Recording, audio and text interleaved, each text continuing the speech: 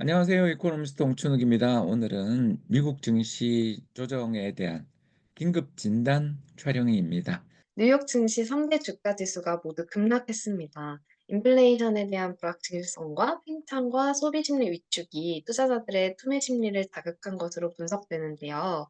일명 공포 투매가 일어나고 있는 것으로 보이는데, 스태그플레이션이 가시권에 들어왔다는 분석에 힘이 실리고 있는 지금, 시장에 무슨 일이 벌어지고 있는 건가요?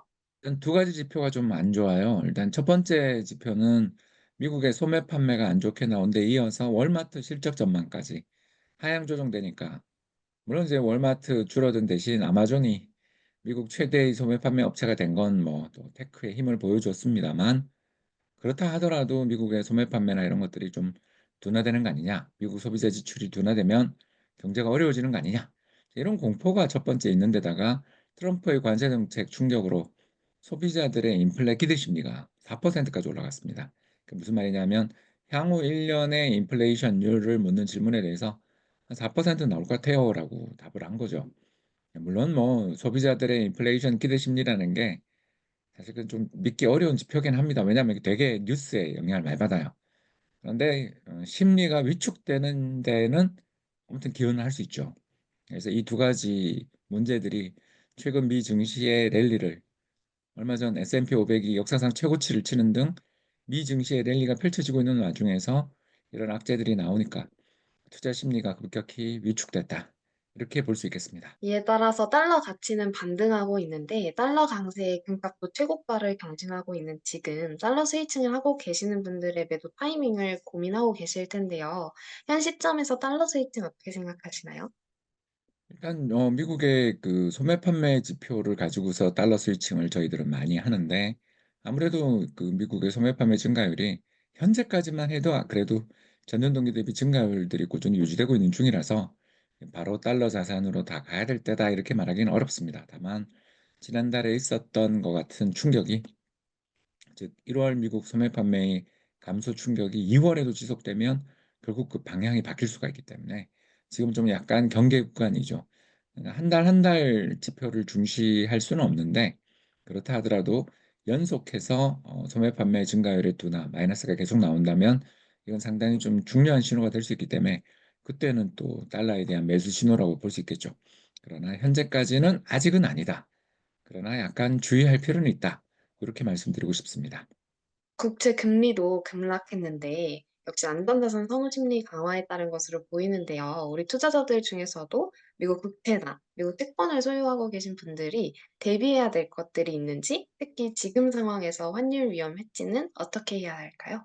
제가 지난해 연말부터 계속 한국 주식이나 중국 주식, 그리고 금, 그리고 그와 함께 미 국채가 지금은 투자 유망하다라고 계속 말씀을 드려왔는데요. 이제 이 말을 다르게 이야기하면 미국 주식 좀 자신 없어요, 이런 이야기였죠. 왜 미국 주식에 자신이 없었냐 하면 하워드 막스를 비롯한 미국 투자 시장의 구루들이 미국 주식 시장의 버블 리스크를 공식적으로 경고한 게 올해 1월 초였습니다. 그런데도 불구하고 주식시장이 전혀 거리낌 없이 역사상 최고치를 돌파하는 강세들을 보여가는 걸 보면서 경고의 목소리가 들리는데 시장 참가자들은 전혀 이거를 "나 몰라라" 한다는 자체는 일단 좀 비싸다, 그리고 약간의 버블기가 있다, 저희는 좀 그렇게 보는 거고요.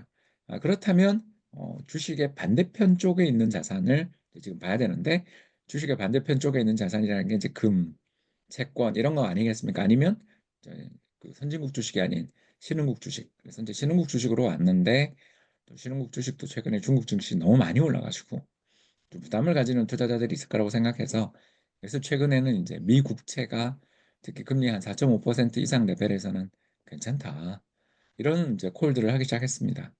문제는 이제 여기서도 사도 되냐 이런 질문은 이제 저도 잘 모르고요.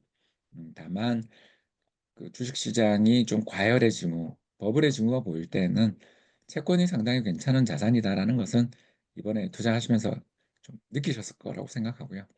그렇기 때문에 저희들이 자산 배분 외치는 거 아닐까 생각합니다.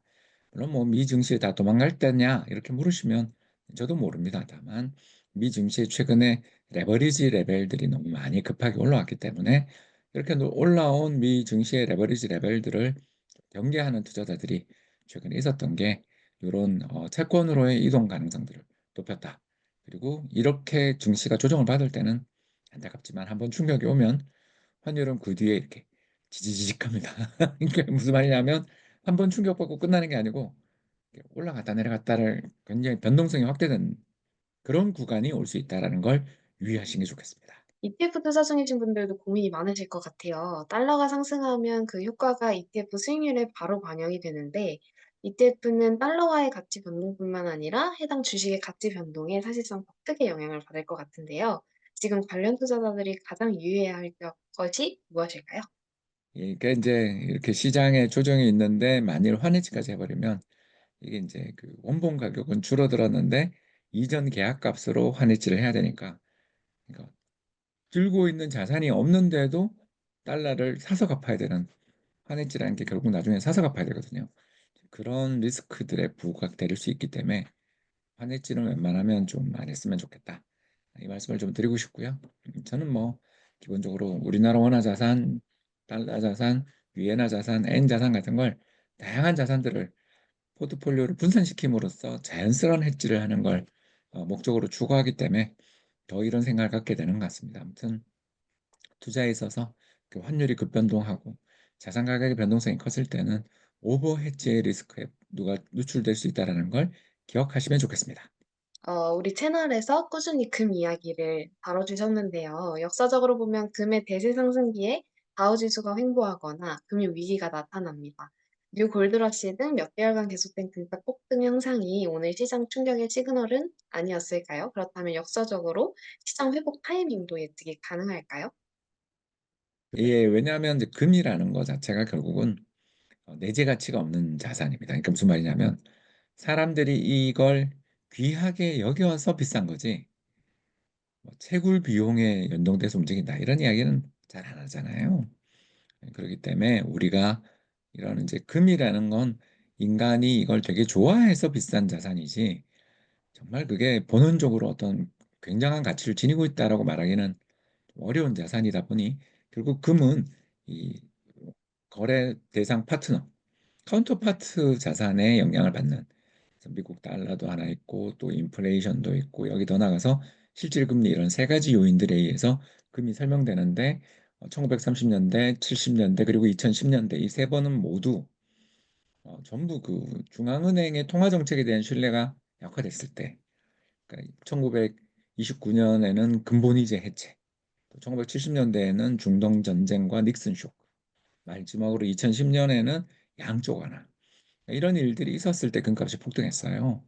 그런 걸 생각해 보면 결국 그 종이화폐 시장에 대한 피아트 머니에 대한 어떤 신뢰가 약화될 때 금값이 오르는 거죠. 근데 지금 미 연준이 굉장히 매파적이고 금리를 인상하려고 그러고 있는데 그렇게 금값이 막 계속 끝없이 오른다라고 이야기하려면 뭔가 다른 요인을 갖다 대야 될 텐데 아직은 저는 그냥 트럼프에 대한 우려 그리고 인플레이션에 대한 우려가 금값을 좀 높인 요인 아니냐. 예, 뭐 주식 투자하다 보면요.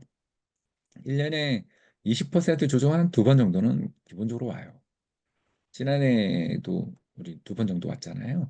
8월 장 폭락, 11 월, 12월 폭락. 이 두 번의 폭락을 보면서 '주식 투자라는 게 참 쉽지 않다.'라는 걸 느끼셨을 거고요. 이렇게 투자가 어렵기 때문에 높은 수익으로 보상해 주지 않는 한 투자자들이 주식을 안 하게 되는 거예요.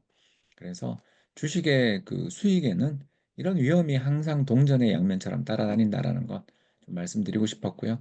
지난 12월 3일 4 일부터 저점으로 해서 두 달 잘 좋았는데 우리 증시 좋았는데 또 이렇게 외부 충격받아서 마음 졸이실 거라고 생각합니다만 이런 거 정도의 조정에 너무 흔들리시면 투자는 정말 어려워진다. 마음 편한 투자의 길들을 가기 위해서 약간의 분산 투자는 필요하지 않나. 이런 이야기를 팁으로 드리며 이만 오늘 방송을 마치도록 하겠습니다. 지금까지 경청해 주셔서 대단히 감사합니다.